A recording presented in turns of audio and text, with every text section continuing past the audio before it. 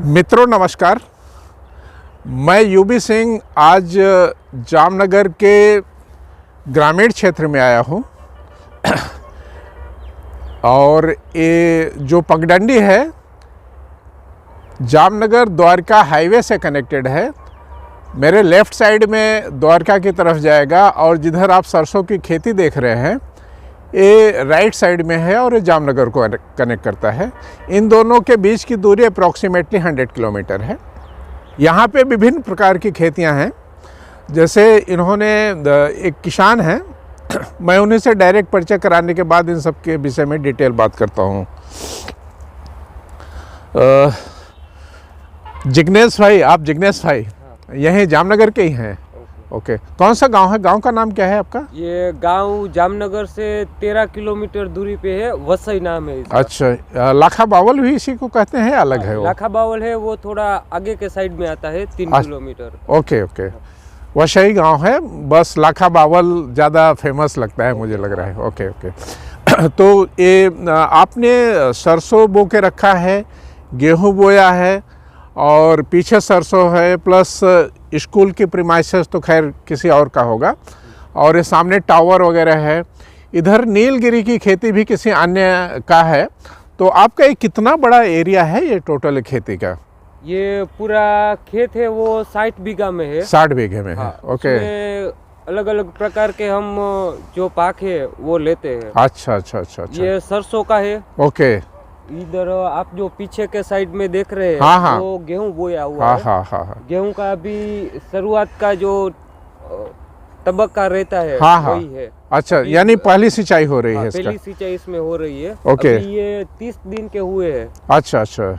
Okay. पीछे के side है वो भी सरसों है। और लेकिन जिग्नेश भाई, ये तो आपके स्टेप बाय स्टेप आपने बना के रखे हैं, तो कितने दिन से आपने सिंचाई को शुरू किया है? 30 दिन हुए तो 10-20 दिन से शुरू किया है या कितने दिन से? ये अभी का सिंचाई 17-18 दिन के बाद से शुरू करते हैं ना, 20 दिन को? तबक्का चल रहा है। पहले जब हम इसको बोते हैं, हाँ, तो जब बोते हैं उसके टाइम पे इसको पानी दे देते हैं। ओके बरोबर। ओके। फिर ये पौधा थोड़ा बड़ा हो जाता है, 20-25 दिन का हो जाता है, तब जी। इसकी दूसरी सिंचाई है वो हम चालू करते हैं। अच्छा अच्छा। शुरू में कैसे स्प्रिंकल करते हैं पहला पानी?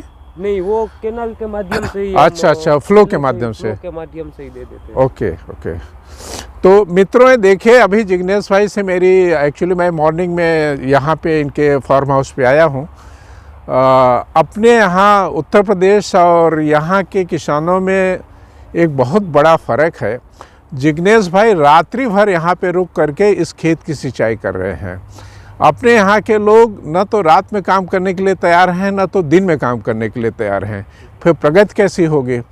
तो ये सब चीज़ सीखने की ज़रूरत है कि हमें बगैर मेहनत के हमें मंजिल नहीं मिलने वाली है।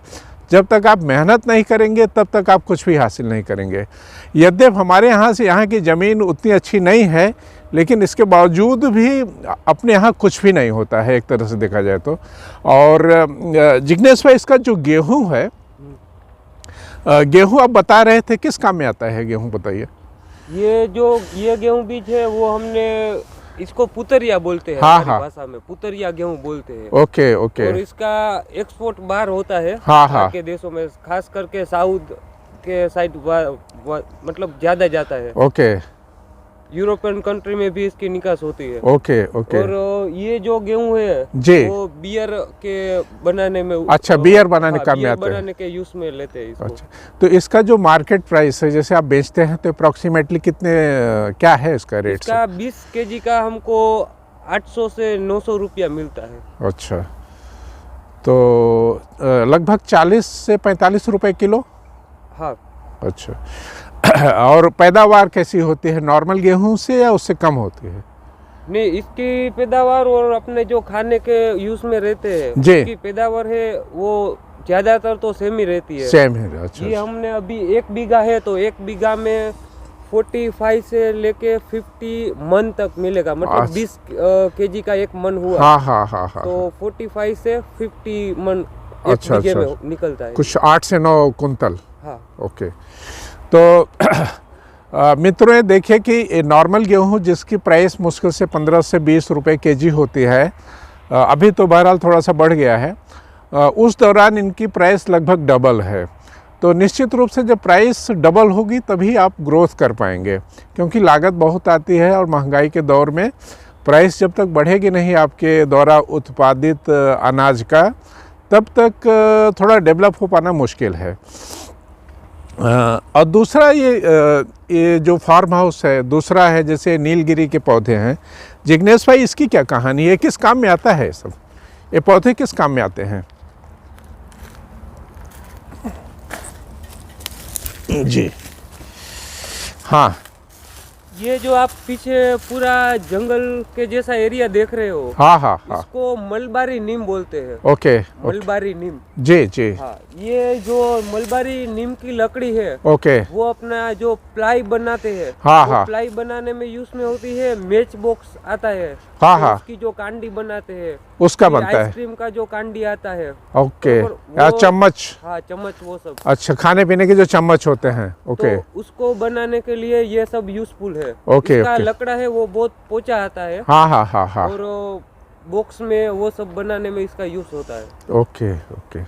तो ये लगभग कितने सालों में तैयार होते हैं, कितना टाइम लगता है इसको, ड्यूरेशन क्या होता है, कटाई का टाइम कितना होता है? इसका कटाई का टाइम करीब 7 से 8 साल तक का रहता है। ओके, 8 साल में उसको काट लिया जाता है? 8 साल में इसको काट लेते हैं। इसको एक बार काट लिया तो फिर इधर से दोबारा निकले? भी इसको हम बोना नहीं पड़ता है, इसको दोबारा भी। अच्छा अच्छा, दोबारा हो जाते हैं, यानी जेसीबी से उखाड़ने की ज़रूरत नहीं है।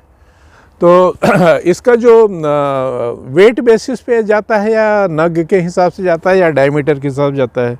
इसका जो सेल होता है वो डायामीटर के हिसाब से भी होता है। हाँ हाँ, और रेंज होती है कि इतने हाँ, डाया से इतने डाया का इतना रुपए या इतना रुपए मीटर, और वेट दोनों अच्छा, इसके मैच प्राइस के करते हैं। मायने रखते हैं। अच्छा अच्छा अच्छा अच्छा, अभी इसका 1 kg का हाँ, ये लकड़ा है।